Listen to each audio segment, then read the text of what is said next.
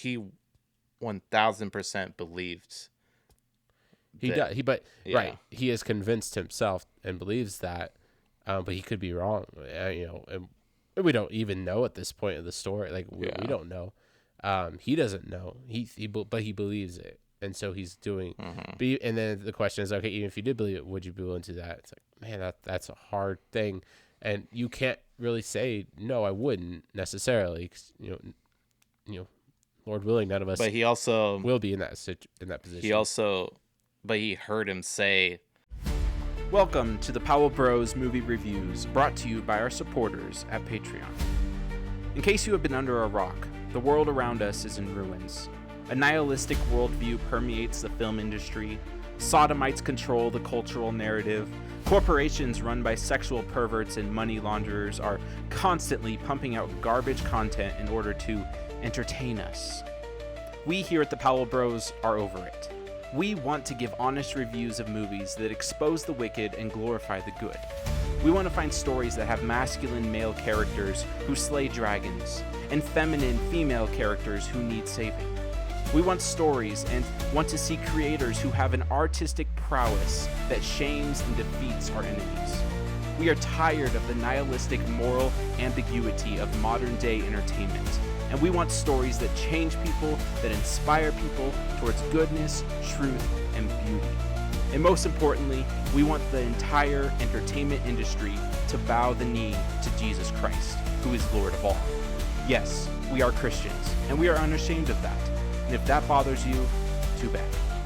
Now, if you do wish to support us in our mission, please head over to patreon.com/the Powell Bros, or follow the link in the show notes. There, you will gain access to our exclusive show, the Powell Bros Mini Reviews, as well as early access to both movie chronicles and movie reviews. Now, on with the show. In 2013, we got a movie starring Jake Gyllenhaal, Hugh Jackman, Paul Dano, Maria Bello, David Dastmalchian, Dylan Minetti, Viola Davis, Terrence Howard, and a few more. But this movie, a very suspenseful and hard-hitting movie that just leaves you on the edge of your seat the entire time, with tons of morally gray questions of actions that are very questionable but yet maybe justified. This movie, while leaving you on the edge of your seat the entire time, is very entertaining, very well delivered and driven and acted, and just a very good, rounded movie that I would say gives you a time to question what is right and what is wrong, and when is justice truly justice. Continue listening as we review Prisoners. All right, welcome back to the Powell Bros Movie Reviews. We are back again with another episode, another movie review for you guys. I am one of your hosts, Tobiah Powell, joined with Trent, your other host. Trent, how you doing? Doing great. Nice. Oh, excited as always. Yeah, this was a fun one. Yeah. As always, we're working through our my top 10, your top 10 favorite movies, and we're pretty good way in, and this is one of my movies that I chose. So Trent, what are we reviewing, and what were your thoughts on it? Tobiah, we are unpacking, dissecting, looking into, I don't even know. We are reviewing Prisoners. Yep. Dun, dun, dun. So this movie, I never even heard of this movie before you brought it up on our first podcast of this season. When you brought it up, say, hey, I want to do this movie for my top 10. I had no idea what it was. I looked into it. I was like, oh, okay, Hugh Jackman, Jake Gyllenhaal, Cuba Gooding Jr. That's his name, right? I think it is. I was like, okay. Viola Davis. Yeah. I was like, I'm surprised I never heard Terrence Howard. of this. That's what. Sorry, that's his name. Terrence Howard. That I get him and Cuba Gooding Jr. mixed up. Oh yeah. Oh, I know what you're talking about. Yeah. Why do I get them mixed up? I don't even know. Why They look the same. They do. Okay. Wait, really? So that's a different person? What? I'm so confused now. What the heck? They are the same. They've always confused me my whole life. So he's not. So this wasn't the radio. He's radio. No. No, Cuba this Gooding is Jr.'s this radio. is this is Terrence the Howard's original. This is the original War Machine guy. Yeah. Okay. Right. I knew they were different. What was his name? So he's not I Snow don't remember his Dogs. name. Cuba Gooding Jr.'s Snow Dogs. Yes. And radio. And this is... Terrence Howard is August Rush. Yep, August Rush. Yep. Paul Dano's He's also in in the this Empire movie. Show with Joseph Smollett. Paul Dano. Agacucci. Dylan Minetti. Dylan Minetti, is that how you say his name? And then Sure. David Dastmalchian, which is he's in a lot of Christopher Nolan movies. Yes. There's a lot of things that surprised me about this movie. Okay. Speaking of Dune, because I mentioned Dune before the podcast started, but I talk about Dune a lot. Denis Villeneuve. I thought I was going to get his name right. Denis Villeneuve. Mm-hmm. Am I even getting that wrong? That's what I'm going with. I don't even know who that is. Well, he's the guy who directed Dune, Part 1 and 2. Oh, okay. And doing Did he direct this movie? Messiah. Yeah. Oh, wow. Yeah, so this is one of his movies. So, like, the Blade Runner 49, whatever, the really not that great Blade Runner movie that came out with older Harrison Ford and Jake Gyllenhaal. Was that Jake Gyllenhaal? No, that was Ryan Gosling. Ryan Gosling, yeah. Right, And Ryan Gosling. 24. Are you talking about 2049? Yeah, it's 49. I said 49. Yeah, 2049. Okay, yeah. He directed that and whatever else he's directed. He directed this. I was really surprised. I was like, when we started off, I was like, okay, we're getting a Denis Villeneuve movie. Okay, I'm here. I'm ready. And then, yeah, I loved it. It was fun. Like it kept me engaged the whole time. It was suspenseful. Hard as a parent, but entertaining, exciting, intense. We got the Riddler, and yeah, I loved it. It was fun. Stop with your riddles. Stop with your riddles. Like, he literally plays like the same character. Yeah. This like complete like incel kid who has had a rough past. Yeah. And anyways, there's a lot of things to unpack about his character. I love the contrast between Ryan Gosling. I'm mixing everyone's names up tonight. Jake Gyllenhaal and Hugh Jackman. Mm-hmm. Huge jacked man. He's not super jacked in this one. Because he doesn't like working out that much. Anyways, unless he's doing Wolverine. I like their dynamic. I like the contrast between the two characters. I like their struggles throughout the film, and there's different struggles with faith and trusting and believing whether or not things are going to work out, and then the ways that they are both tested in their unique ways, and then just where the characters end up, and then the conflict between the two as Hugh Jackman doesn't believe that Jake Gyllenhaal's character is doing everything that he can be doing in order to find his daughters and a daughter and her friend. So I love this movie. I was surprised that I had never seen it, and so it was great to put another movie on the list of movies I very much enjoyed. Don't have much problems with it. It's really interesting how they handled Hugh Jackman's character and the choices he makes, choices that a father has to make, or difficult choices that a father is forced to make in a situation like that were hard to work through and handle and watch as a viewer of a character. So, anyways, I loved it. Fun, great. Tobiah, why is this one of your top 10 favorite movies? Yeah, it's such a well-made movie. It's a great story. That just, production value is just great. Like everybody, like the just well-made movie. The acting is incredible, like just beyond incredible. Actually, like the acting is just phenomenal in this movie, and yeah, it's like I said, it's a good story. I like it. It's intense. It's I guess I just like morally gray movies. Yeah, you do. Literally what I said at the end of this was like, man, Tobiah likes some really difficult, morally gray, not very good ending stories. This had a good ending, but yeah, sort of not for Hugh Jackman's character. If you really unpack that, like that dude's going to jail for a while. Spoiler alert, I don't know. Anyways. Yeah. No, yeah.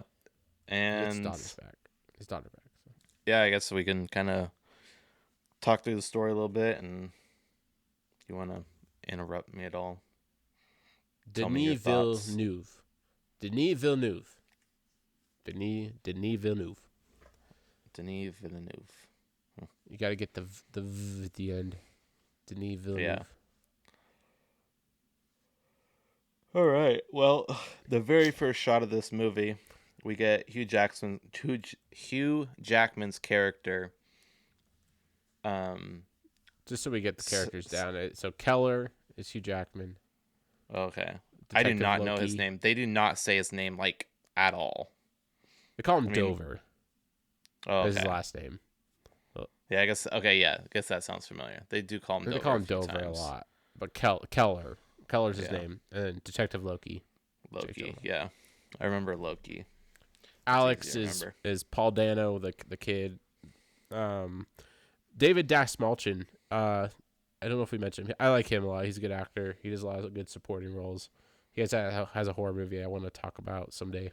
But in this movie? Another day. Yeah, he was one of the. He's Bob Taylor. He's one of the one of the suspects that Jake Gyllenhaal hunts down and thinks that he was the killer, but wasn't. But turns out he had a past with the mom and the crazy. Oh yeah. Cult. Oh yeah. That was the. Yeah, I mentioned him. He's the guy that was in like other. He was in Christopher Nolan movies and stuff. Anyway, yeah. All right, let's get into this. So it starts out. Hugh Jackman's character, Dover, is quoting the Lord's Prayer, and then we get a shot of a deer, and then we quickly realize they're hunting, and he's with his son. His son shoots the deer, and deer falls down, and then it's a proud dad moment. He looks over at his son, and nice little shot there.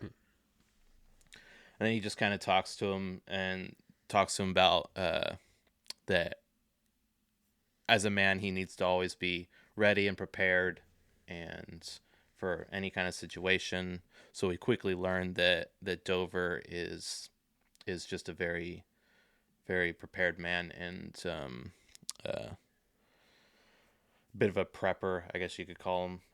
Not much really happens. They go home, whatever. They talk with their family. Their family kind of gets together.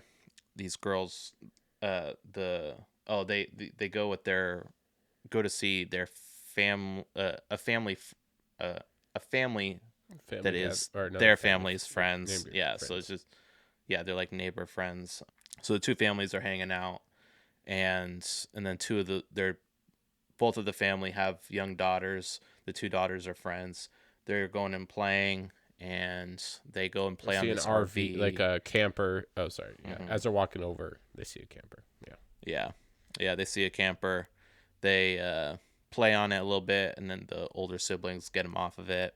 Then they kind of go back home, and then the little girls ask to go to the neighbor's house, which is the black girl's house, and so they leave the house, and well, they were supposed to go with the older siblings. They're supposed to go ask the older siblings to take them to the house, and so the girls leave, and then the families go to their houses, and they realize, oh, these girls are missing, so they start looking for them, and nobody can find them. The little girls never went to the older siblings to help them go, and so there you have it. Their girls are missing, and things go kind of crazy. People they're looking. They call the cops like right away, and yeah. And then we get introduced to Jake Gyllenhaal's character, Detective Loki. He's sitting at a diner, and yeah, he I don't know. What were your thoughts of, like, what do you think of his introduction? Do you think there's anything noteworthy of his introduction? Okay. So, yeah, with his character, I was really I was kind of curious about his character at first. The introduction was interesting. So they brought I remember the camera coming in from the back, kind of looking over him, and as he's sitting alone in this diner. Mm-hmm. I thought, and I was like, okay, I'm waiting for the big twist. Obviously this is the beginning of the film. I'm like, okay, I'm gonna try to spot the twist. Like, what's the big twist gonna be? Because this is kind of movie that has twists and turns and things. I was like, okay, it's Jake Gyllenhaal. He's the bad guy. He's a psychopath. And I was like, this is a great setup for him, because he's like really mysterious and something's odd. But I was like, well, that would be kind of too obvious. And anyways, I liked how they set up his character for the most part, and getting to know, like, there's some mystery that we don't know a whole lot about him, but he's alone, in this diner, so we can kind of kind of assume that maybe he is, or that he's just estranged. Well, yeah, I didn't even think about family. that contrast, because Hugh Jackman's character, he's surrounded by friends and family. Yes. And then at the same time we have Loki, who's alone, and so that's interesting. And I think that's kind of quite evident in these characters and the decisions they make, and why they make the decisions they do. So that's interesting. Definitely. But yeah. And so I thought it was a good setup for his character. And now I'm blanking. What was his, like? Does he have a wife? He has a wife. Does he have a wife? No. Is he actually alone? Yeah. Yeah. Okay. Well, I don't think they really talk about it at all. I guess not. I kind of just realizing that. So yeah, there's a good contrast there. Yeah.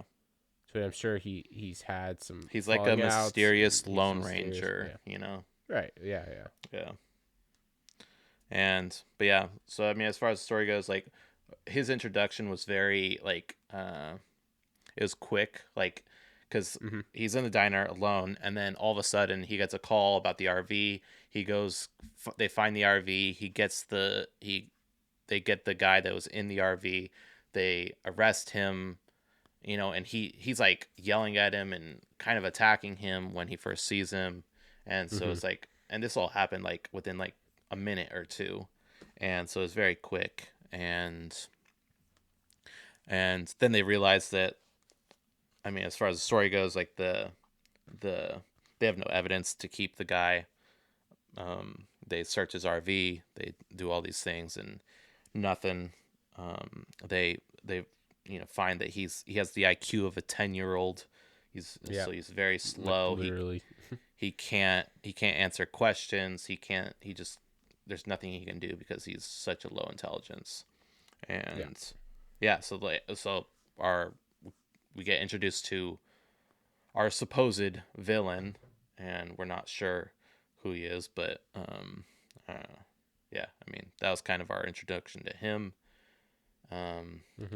Not a whole lot to really say there. I mean, because I think there was a little mystery of, because we get this disbelief from Hugh Jackman's character of like, he's just playing dumb. That's what Hugh Jackman's character believes, and so then a lot of this movie we're seeing everything through the eyes of Hugh Jackman's character. That should be well noted. It's like we're seeing everything that's happening in these events are through the eyes of Hugh Jackman, except for I would say the very few scenes that are with just Detective Loki and who he interacts with, where when what's his name is not there. But I mean, we're being fed the same information that Hugh Jackman's character is being fed, and so we're like, oh yeah, no, that makes sense. He's a villain, like he would play dumb, and so we're questioning too, like, is this guy a super genius that's pretending to be dumb? Is he just a dumb guy and he's not actually the villain? Like, what's going on? Or is he even connected to all this? Because we're 15 minutes in the movie and we're already we already have a suspect, right? So, which I thought was handled well, because you don't know, and you leave it, kind of builds upon the mystery, but also moves the plot forward, because now Detective Loki is kind of unraveling more clues, and he's gonna have to go search for more clues, and he's hit a dead end, but he still has a somewhat of a suspect, a guy that he is on his radar, and so now we keep moving forward, and then unraveling more clues, he finds out, I can't remember what led him to go to the priest's house. Yeah, I don't remember either. Yeah, so but he's doing. I mean, he's investigating. He's doing his thing. He gets a lead to the priest's house, and he sees him there, passed out basically, because of alcohol, and he's doing some snooping around since he's passed out on the sofa chair or whatever, and he finds a secret door, goes in it, and finds a dead body, and the priest is telling him that it was a guy that was kidnapping and killing children, and he was doing it a lot. He did it like many times, and that he was going to keep doing it. And so the priest took it upon himself to kill him. And he said this in the confession box. Oh yeah, confessing to him. Yeah, to the priest. Yeah. Oh yeah. Oh okay. Yeah, I guess I missed that. I see what you're saying. Yeah, that's how he found out, and so he took upon himself to. I guess I never realized that's how he found out that the guy. Yeah. So he kidnapped him, threw him in his basement, and inflicted a lot of torture and pain. Yeah. So. Yeah. And then right after that, the guy in the RV gets let go, and Hugh Jackman, he goes up to him and attacks him in the parking lot because he's getting let go. He's completely convinced that this is the guy that kidnapped his daughter, and then he whispers to him, "They didn't cry until I left them," but only he heard it, and no one else around him heard it except maybe the mom, but we'll get into that later. And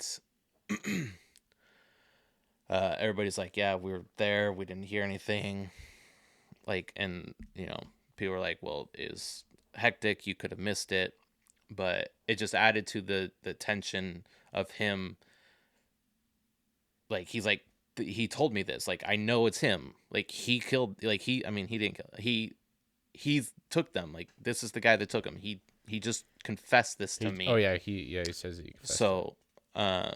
So arrest him, and they're like, we have no evidence, this is just your word against his, and there's nothing we can do with that. And but yeah, no one believes him, so it just adds to a lot of tension to the movie, and to him and his frustrations. And then we're starting to feel those frustrations too, because we hear it too, because like I said, we're in the perspective of him throughout this movie, and so we're like, yeah, like he said it, like he's the bad guy. And so like at that moment, we're very confident, like this is the bad guy.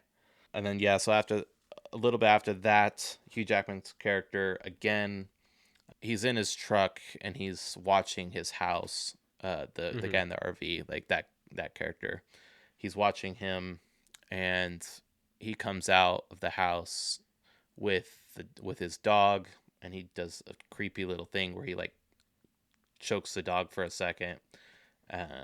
When he notices Hugh Jackman's watching him, and then so Hugh Jackman, is that when he kidnaps him? Yeah. Yeah. Well, yeah. So the RV kid, he starts singing a song that the little girls were singing at the beginning of the movie. Is the Jingle Bells Batman Smells, and Robin laid an egg. Yeah. So they were singing that song, and then he's singing it, and he's like, how did you hear that song? How did you know that name? How did you know that name? And no more riddles. So he we quickly learned that he kidnaps him and locks him up, and man, he starts really torturing this guy. Like then he calls up his friend whose other daughter was kidnapped. He's like, "Hey, I got him. Like, we're gonna get an answer out of him. Yeah, and we're gonna do whatever it takes." Yeah. So they really lay into him. But he's hesitant. He's very hesitant. This is too far. Like we can't do this. We don't even know if he really is the guy. And Hugh Jackman's like, no, he is the guy. He took our daughters. Yeah, he said this to me. I heard him singing the song, but in that guy's view, it's also just his word. Like there's no concrete evidence. Like so, even his friend is like, I don't know because I haven't heard him say those things. And he's like, are you sure those are the things you heard him say? And so we're just like still frustrated, like because like nobody believes him, and so there's just like throughout this entire movie it's just tension because we know the stakes. There's a high stake. There's the kids and there's a timeline. There's a time frame. Yeah, like the kids every second that ticks by is a second closer to the worst possible case scenario. So it adds a lot of tension and a lot of suspense going forward in the story. Yep. And then we also find after this, so Loki finds that he finds out about another kidnapping that happened a long time ago, like pretty much right where the same kidnapping, right where the girls were kidnapped, kidnapping had happened a long time ago there as well. So little clues, little things that we're learning as Loki is investigating, as he's trying to figure out what's going on, what happened to these girls. He knows time's running out, but he's being a detective. He's trying to find clues and find every possible avenue. His police captain, chief, he's kind of not being super helpful. He ended up, of course, releasing the guy after 24 hours, and he's just kind of like at the point where he's got Hugh Jackman, Keller on his case, trying to get him to do more, and but he's still trying to do his job and do the right thing and not falsely accuse people we also, I guess I should maybe take it back a little bit, because I guess we do kind of see a lot of this perspective from Loki's. We see a lot of this from Loki's perspective too, right? And it is we do see it from both of them, because like whenever it's with Loki, it's very like by the books. Like we're seeing him slowly investigate things, not slowly, like he's being active, but you know, he's slowly finding different clues and different things, and that are leading him on different trails, and it's very well done how they did that. He does find a possible suspect at they had a memorial for the kids, or a, I don't know, not really a memorial because it wasn't a funeral. It was like they're paying respects to the parents, I guess. No, that also sounds like they died. I don't know. They had a shrine for kids that were alive still. I don't know. Anyway. Well, that's a normal thing. Like it's a vigil or something. Like okay. If you have I don't. kids, Yeah, I didn't. like, I wasn't sure what it was called. like. Yeah, that's a normal thing. Yeah, I know. There's I know. kids. I just didn't know what it was called because I kept calling it things. Well, no. Here's not a shrine. In the Office, a shrine is for something that's dead. Well, so like in The Office, remember Jan? Or in the everyone's favorite episode, Dinner Party. Jan talks about how her candles were used for the vigil. I think it's a vigil of the missing girl that has been all over the news, and I think it was Kevin was like, "Oh, thank God that they found her," and she's like, "Oh, did they really? Okay." She didn't care. She cared that her candles were the ones used there. So, anyways, that's about. That's interesting.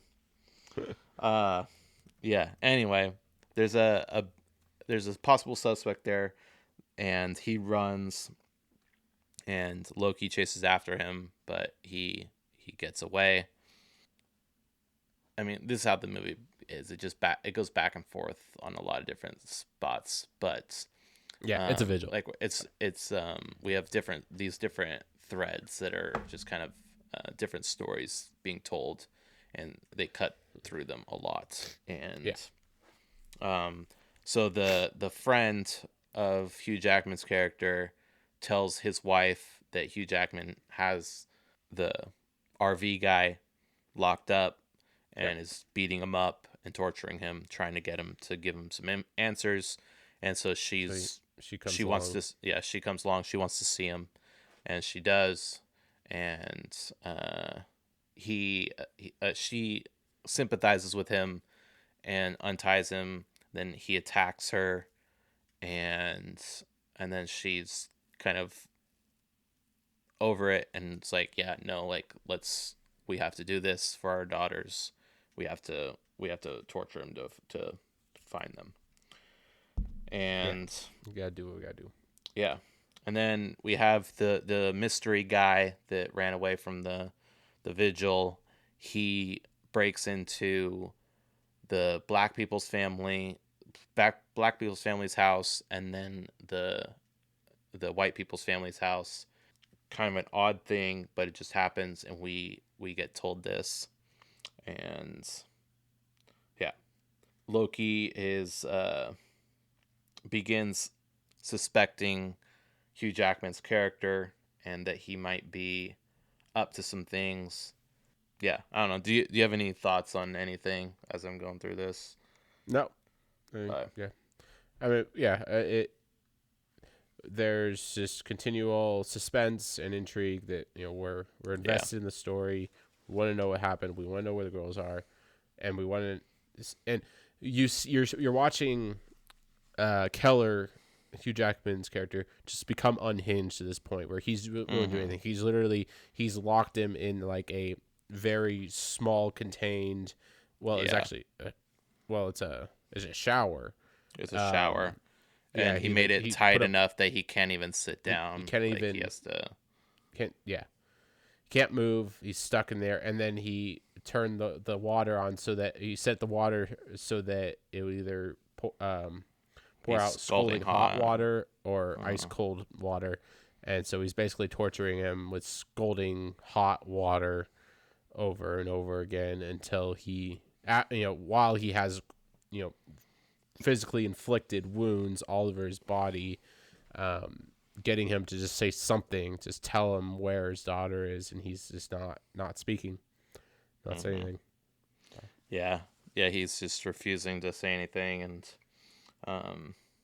And the question you're asking, like, for me as a father, it's like, what would I be willing to do, even if I didn't know if this guy was guilty? Like, I 100% believe in you are innocent until proven guilty. This man was not convicted.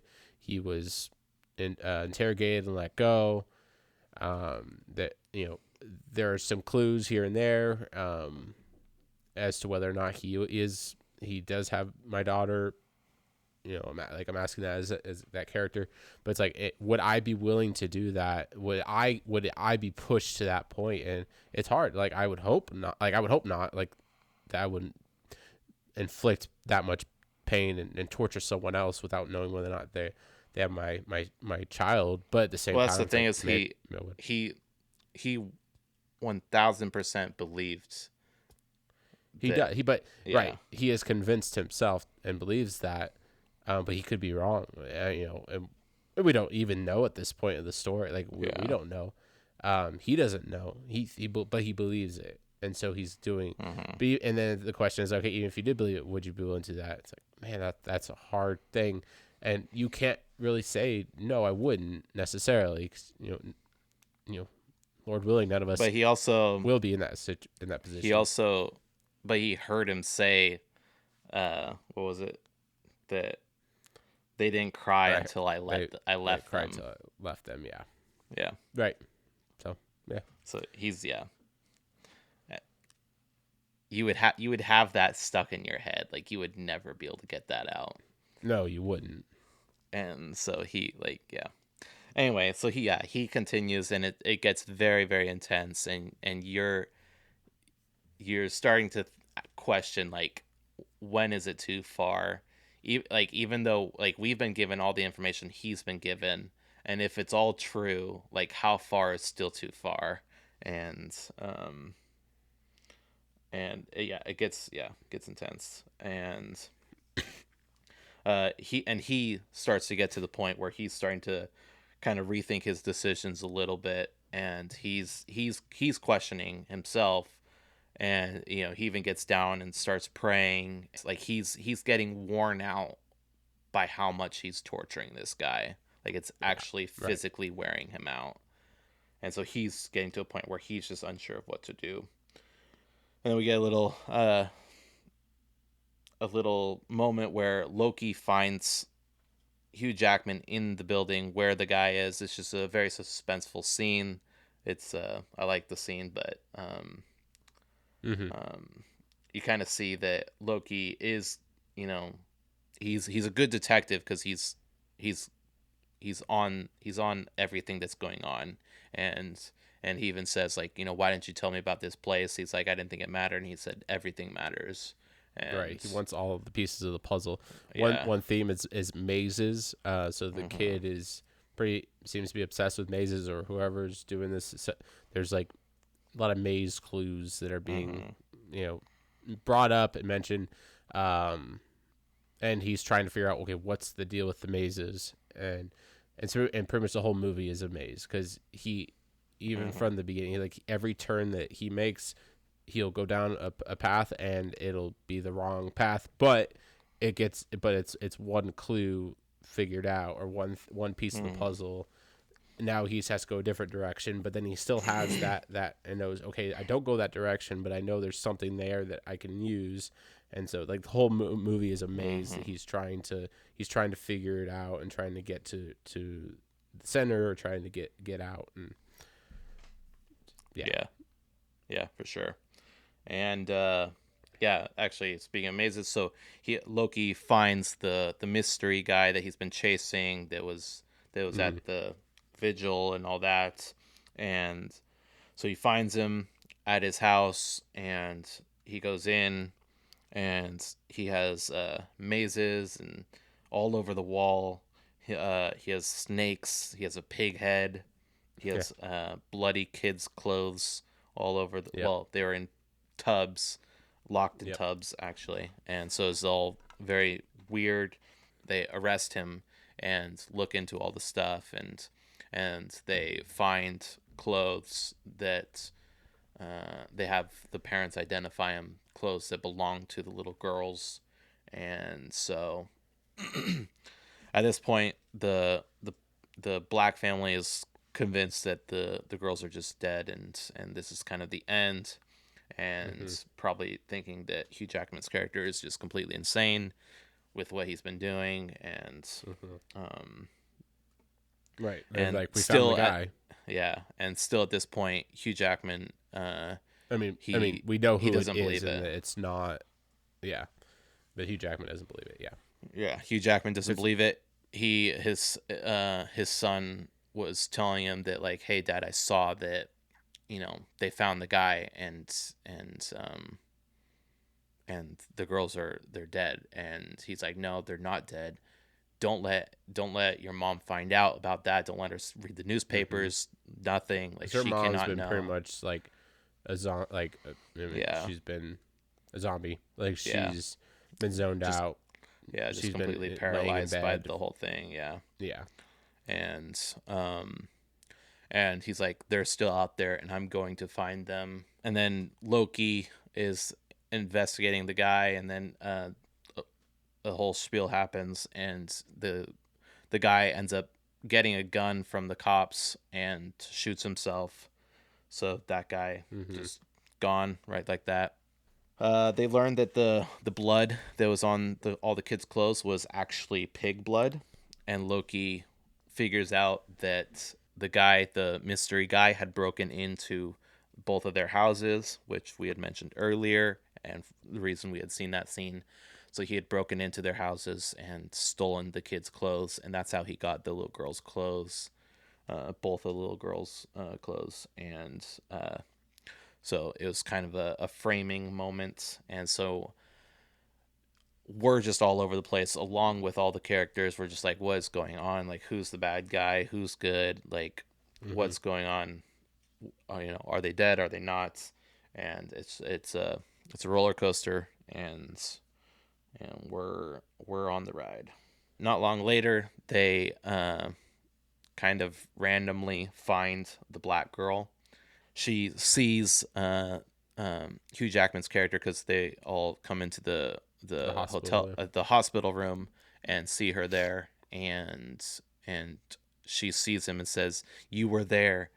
They made us, or they taped our mouths, so we'd be quiet," or something like that. But she said, "You're there, and they taped our mouths." And then immediately Hugh Jackman takes off running, and Loki sees him, and then Loki's chasing after him. He's like, "Why is he running?" And they're like, "We don't know." Yeah, so they pursue him. Hugh Jackman goes to the mom's house of the. Well, Loki goes to the house that I think it's Hugh Jackman's old house. Yeah, it's where he used to live. He used to live, but he had also followed him there or met him there earlier in the film, and he staked it out, but didn't find anything. Yeah, but was a little suspicious about it, and he's kind of been a suspect on his mind. Like, I wonder if he's the one that took Alex, and so he goes there while Hugh Jackman goes to Alex's mom's house. Yeah, which he had actually gone there earlier. Yeah, yeah, he had gone there earlier. I don't really. He said he was there to apologize. Was that actually why he was there? I don't remember. But I think he was wanting to still kind of look around and see if he could figure something out. Yeah, because he's been investigating too, and trying to figure this out, and of course he suspects that Alex is the bad guy, and so he goes to his mom's house. But then he ends up going back, and he has some tools, and he's like, "Hey, I'm here to I feel bad. I want to apologize." It's his aunt, isn't it? Oh yeah, his aunt. Yeah, it's his aunt. But adopted. Like, she's been raising him because he doesn't have parents. Yeah, and he goes there and says, "Hey, I just want to fix your door as a courtesy, just to again apologize." And then he gets in the house, and then he starts saying, "I don't want to hurt you, as long as you cooperate," or something like that. And he turns around, and she's got a gun to his head. And yeah, at that moment, we learn who the true villain is. and it's been the aunt of the RV guy, which she's been prevalent in the movie. She's been in it a lot, and we see her a lot, and she's always with whenever the RV guy wasn't kidnapped, she was with him, and even after that, like they went to her and asked her questions, and she's been kind of involved, and so then at this point we learned that she was the true villain, and that she's kind of been pulling the strings. You least suspect. Yeah, she's been pulling the strings, and she forces him to crawl into a hole, drink this stuff that's going to make him pass out, and then crawl into a hole. So that he can't physically attack her. Yeah. It's going to weaken him, and then crawl into the hole. Yeah. Lock you in. So that you can be my prisoner.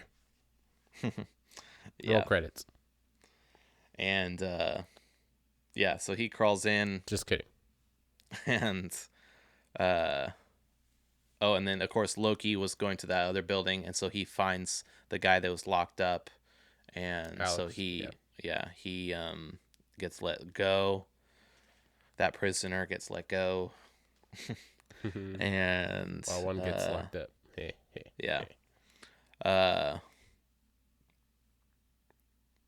What happens next? Well, what does he do with Alex? He Oh, nothing. They just let him go. He starts figuring it out because he goes to her house too, doesn't he? Oh yeah.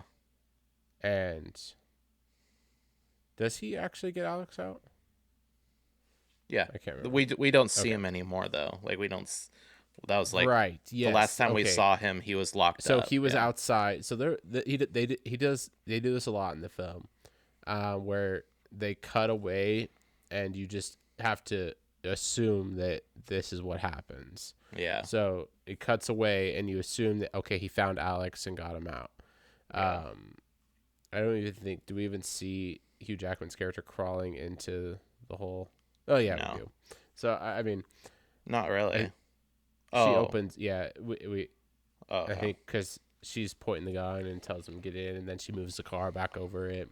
So, but anyways, multiple times in the movie, you know, they cut away, and you just kind of have to. It's left up to not interpretation, but like your imagination as far as what happens. And we get that a couple more times, especially at the end of the film, in the last scene. Yeah. So she rolls her car over it. What do you remember? What led Loki to her? Well, just the fact that he found Alex, and then and he put together all the the maze stuff, and and the body that had been killed earlier was, I think, her husband. The symbol. It was the husband. So they said that. So the necklace, it had like a maze. It was like a maze pendant, so like some weird cult. Right. He found. Where was that? It was like a picture of it. Oh, he was. At one point, when he was at his desk and he was just getting frustrated, he started banging his keyboard. And then he happened to find a picture of the I think the priest, the guy that the priest killed, and he saw he had the pendant, and then because he had seen it another time recently, I can't remember where, but he put two and two together, figured it out, went to his house, went to her house, and saw her there with the child. Was giving her drugs, and then when she was forcing Hugh Jackman to get in the hole, she was explaining to him why she was doing the things she was doing. It was their rebellion against God, because when they kidnap and kill children, it makes good men turn evil, and so that's their rebellion against God. They go there. Which he goes there. Like. What was was it because of something that they went through in her past or their past? I can't. They didn't really say. I don't think. Yeah. And So it's anyway, just weird, like cult like this belief, that they are trying to be God essentially, and trying to actually fight against God, and they do that by taking good men who got first scene of the movie, first line of the movie, our hero, Hugh Jackman is citing the Lord's Prayer. He's a man of faith. He's seemingly a godly man who has his own demons and his own struggles, and he makes wrong choices. But he goes down this path, and the cult, or Alex's mom or aunt, she is manipulating everything so that the godly man, turns against God and goes down the wrong path. So they're trying to turn the world against God essentially and rebel against him. Yep. And Loki shoots her. He rushes the girl to the hospital, gets her saved, and she was and then some she was time about to be passes killed. by. Like she was getting pumped with a ton of drugs and so he gets her to the hospital though in a very I remember awesome scene. One of my favorite scenes. Sorry, good. Probably top 5 favorite scenes of any movie is that scene in the car where he's rushing her to the hospital. Like, such a great scene. It's snowing like crazy, and it's like a slushy snow, and so he's got the windshield wipers going. He's rushing as fast as possible. Blood dripping down his face. He's starting to not be able to see because he got shot a little bit when he shot her.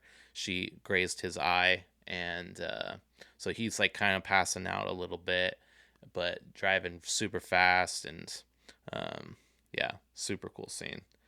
And then gets her to the hospital, and and then some time passes by because he's kind of woken up and doing better, and then the little girl's doing better as well, and they go to see him, and they talk about how they haven't heard from the guy, and it's in the newspaper that he's been missing, and then once Loki's feeling a little better, he goes to the house and is looking around, and because they're excavating, doing some investigation, seeing what they have, what skeletons are buried in the backyard, literally. And they're like, the ground's frozen. It's gonna take weeks before we have this whole place dug up. So Loki's just kind of standing there as the guys all leave for the night, and he's just kind of looking around, and then he hears a little whistle, and he turns his head, and he's like, must be losing it. And then he hears it again, and then again, and again. The same whistle that his daughter went looking for when she got kidnapped. Obviously saying that she found it, and she was also in this hole. And now he is there, and that's what he's using. And before he finds the whistle, what does he do? What does he say? He starts reciting the Lord's Prayer again. First scene, last scene. He finds the faith again to recite when he's in the hole.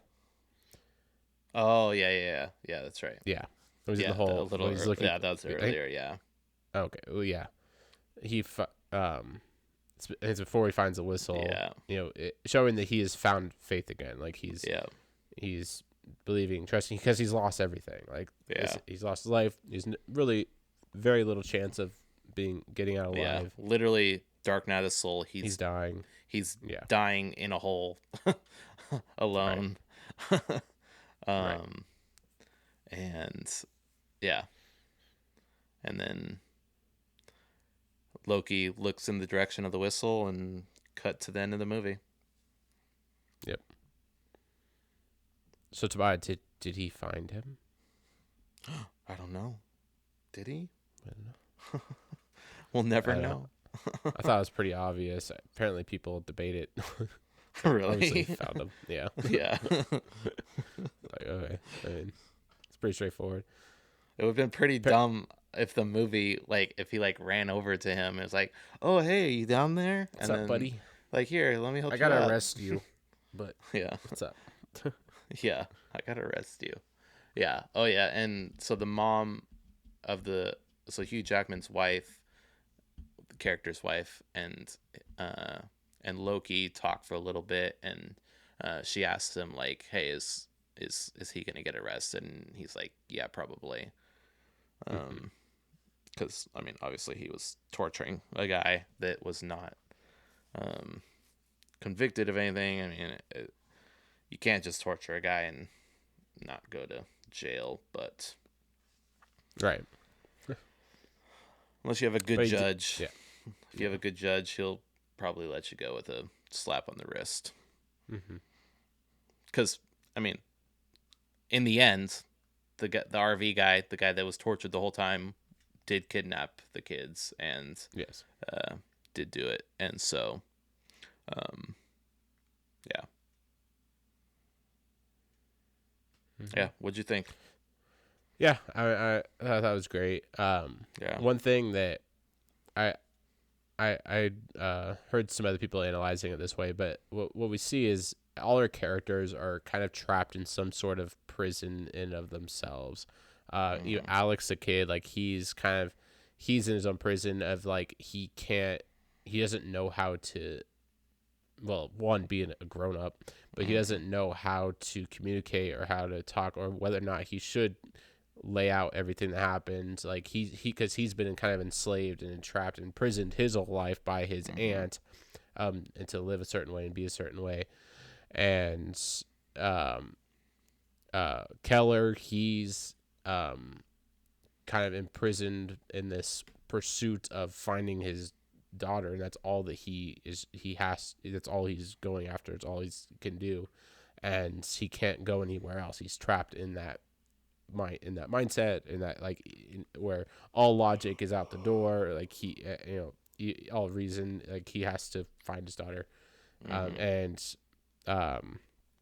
And then throughout the whole movie, Detective Loki, he's imprisoned in the case. Like everything he does is about the case. Like we talked about how he doesn't have family, he doesn't have a wife, he doesn't have kids. We don't really learn anything about his life.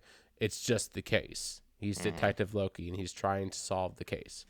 And he's doing everything that he needs to, looking under every leaf, leaving nothing unturned, looking at every corner, trying to work through this maze. Like he's entrapped in his own maze. All our characters really kind of in a maze, but especially Loki and so forth.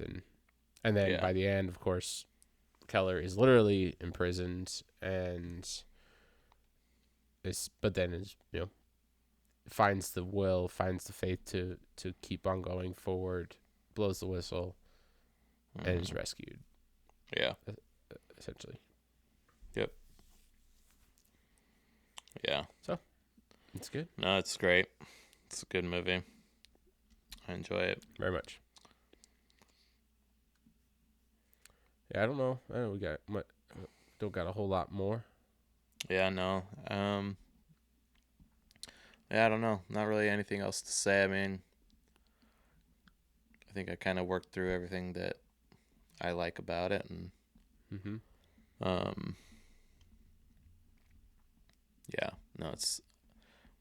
I really like Loki's character. It's such an interesting case study, and he I don't know. It was good. We see just themes of faith and doubt and religion gone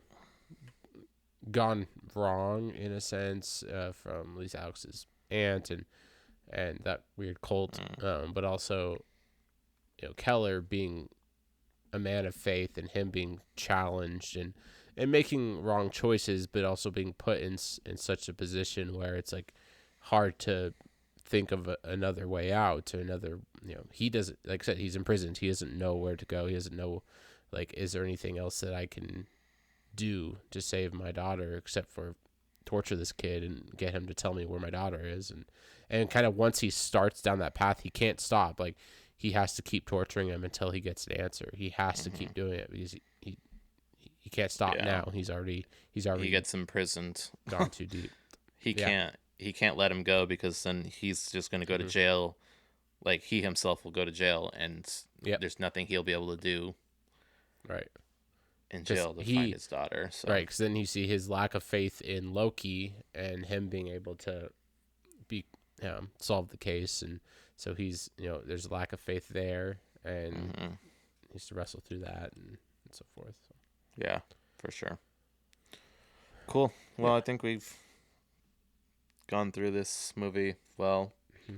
We should rate it. There are like a couple of things I feel like we're not explained super well, and it just like I said, it's like a maze. Like, he kept going down different paths, and sometimes I felt like, okay, why are we going down this path? And then okay, it all get tied together by the end. But I feel like some things could have been explained a little bit better, and some of the pacing could have been a little cleaner and whatnot. But overall, it's solid, and don't have a lot to complain about. Yeah, for sure. Yeah, this movie's like a 9 for me. Yeah.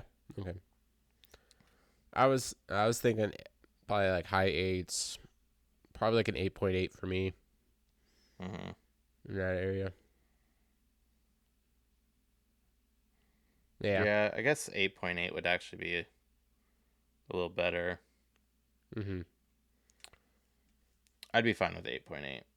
Okay. Because that would put it below Pig, too. Pig and Gladiator. Sounds good. Cool. Prisoners, 8.8. Well, guess we can close this out, huh? I think so. All right. Well, hope you guys enjoyed our review of Prisoners. Our next movie is Oh Brother, Where Art Thou? Yes. That'll be fun. We're very excited for that. Yes, very much. Yeah. Cool. We thank you guys for listening. Hope you enjoyed this review. As always, we have our Patreon if you're interested in supporting us so that we can continue doing this. And we hope you guys have benefited from this and are enjoying it. And hope we see you guys next week. And you guys, hope you're getting something out of it. Remember to glorify God and watch good movies. We're out. Bye. Bye-bye.